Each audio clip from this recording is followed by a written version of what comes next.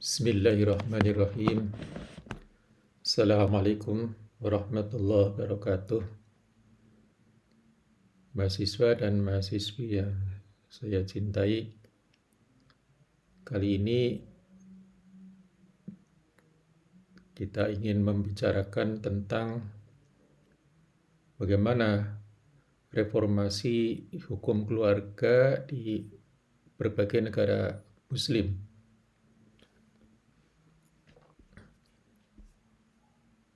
Bahan ini saya ambil dari Global Conference on Muslim Family Law Reform yang diselenggarakan pada November 2020. Dari konferensi itu tampak bahwa ataupun ditemukan bahwa hukum keluarga juga mengalami perkembangan di berbagai belahan dunia Islam, dan reformasi di dalam hukum keluarga terjadi melalui berbagai macam cara atau berbagai macam jalur. Yang pertama adalah reformasi yang terjadi melalui jalur argumentasi berbasis Islam.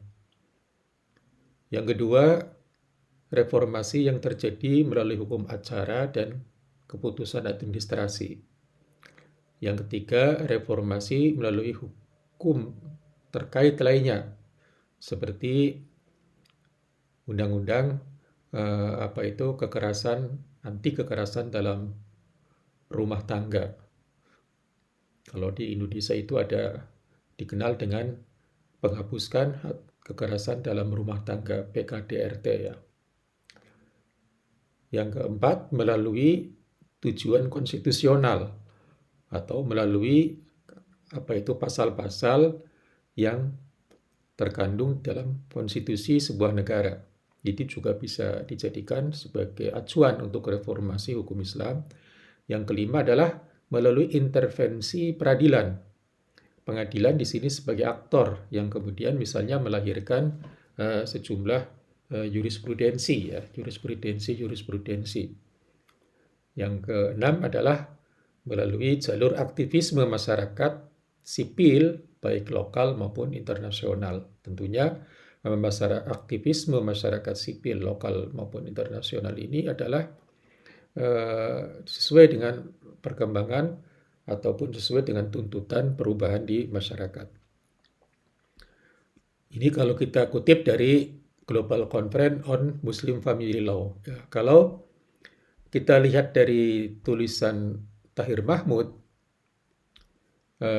beliau melihat bahwa metodologi reformasi di berbagai dunia Islam itu juga dari sisi metodologi ya, juga bervariasi.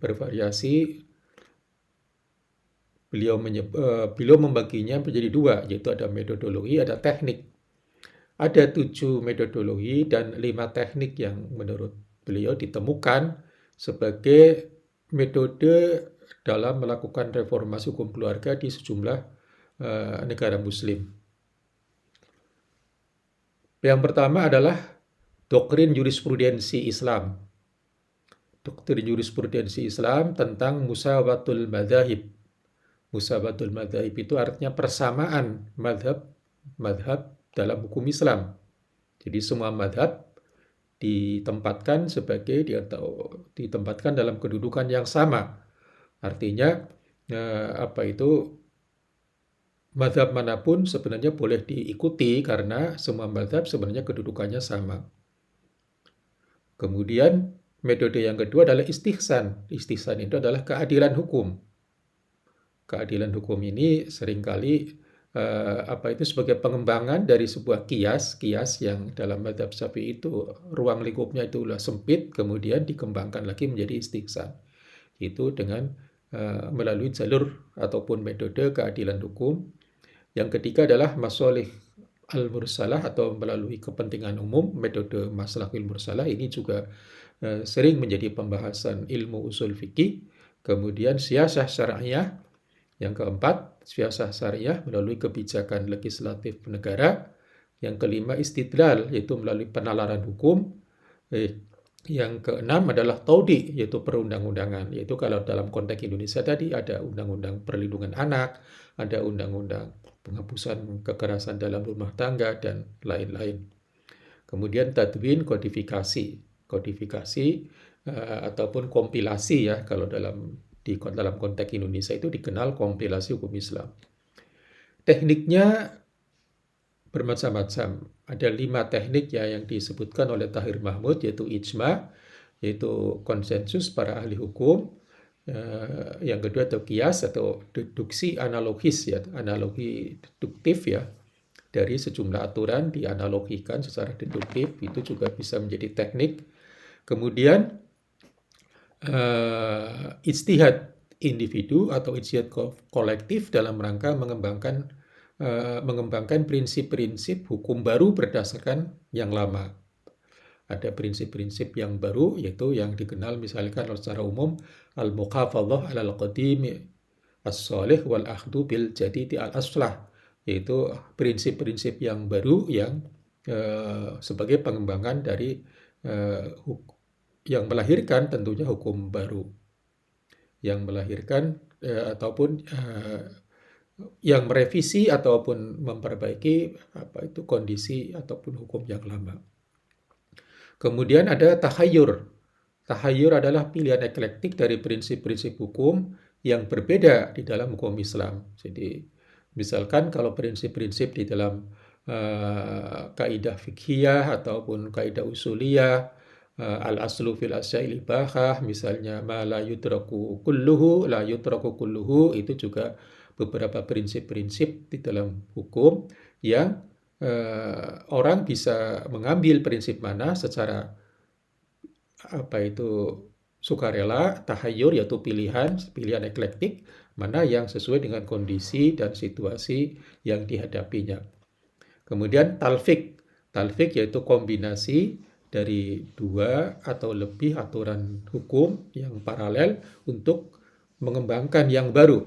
Nah ini catatan dari saya ya, bahwa tahayyur dan talfik sebenarnya merupakan prinsip yang baru, new principle, karena kalau kita kembali kepada fikih-fikih klasik, para ulama ataupun para pengikut mazhab-mazhab dalam fikih klasik itu cenderung konsisten. Kalau mengikuti satu mazhab itu tidak boleh berpindah-pindah untuk mencari hal-hal yang dipandang mudah atau dipandang lebih relevan dalam kondisinya dia.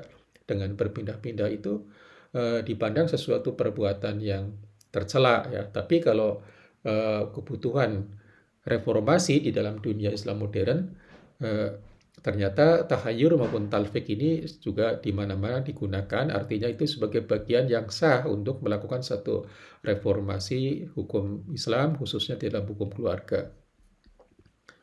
Nah, dari hasil reformasi ini misalnya kita bisa menemukan beberapa contoh, yaitu tentang batas usia ya, yang bisa kita lihat dari tabel batas usia pernikahan di berbagai negara, mulai dari Aljazair yang usia nikahnya bagi laki-laki 21, perempuan 18, Yordania itu batas usianya adalah 16 dengan 15, kemudian Libanon batas usia pernikahan itu laki-laki dan perempuan 18 dan 17, Tunisia itu 20 dan 17, Maroko 18 dan 15, Turki 18 dan 17, Mesir kalau menurut Undang-Undang tahun 31 itu 28 dan 16. Indonesia itu menurut revisi Undang-Undang Perkawinan di Indonesia itu menjadi sama, laki-laki dan perempuan batas usia nikahnya itu adalah 19 tahun. Inilah secara singkat jalur-jalur reformasi yang secara empiris, secara sosiologis memang terjadi di berbagai belahan dunia muslim. Karena sebenarnya dilihat dari sisi syariat sebagai paradigm, syariat itu adalah selalu mengandung keadilan, kemaslahatan, kemudian membawa rahmat, kemudian mengandung hikmah. Akan tetapi pada saat diterapkan dalam konteks ruang dan waktu, dalam konteks masyarakat, maka keadilan itu juga ada konteksnya ya, yang dulu dianggap adil mungkin sekarang sudah tidak dianggap adil dan sebagainya. Tetapi semua tidak bisa lepas dari paradigma syariat Islam, yaitu adil, maslahat, membawa rahmat dan mengandung hikmah. Demikianlah saya pikir secara singkat uraian dari jalur-jalur reformasi dan metodologi reformasi di dunia Islam, berikut contoh-contohnya. Wallahul muwaffiq ila aqwamit thoriq. Wassalamualaikum warahmatullahi wabarakatuh.